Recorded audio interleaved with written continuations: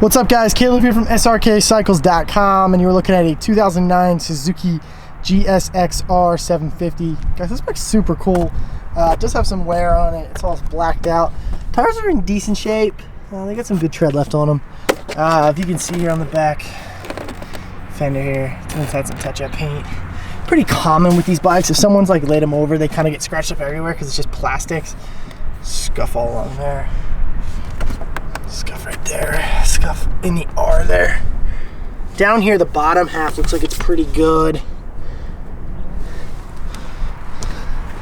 Has a couple scuffs along there. That's not a crack, that's with the seam. Couple scuffs there. Bar end is a little scuffed up. Lever end's good, and the mirror is good. Scuff right there. Front fender's got a hairline scratch right there. Front tire's pretty good with tread. It's got these goofy turn signals where the mirrors used to be because they put the mirrors here. Kind of hate that mod. Some people like it though.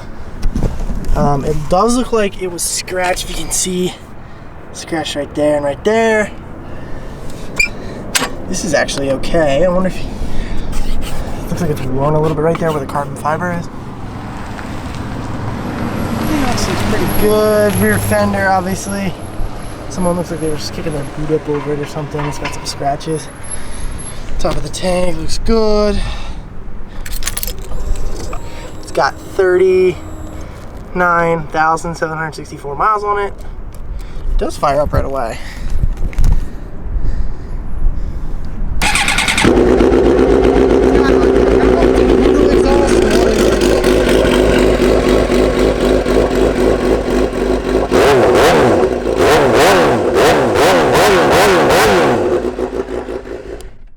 Crazy loud.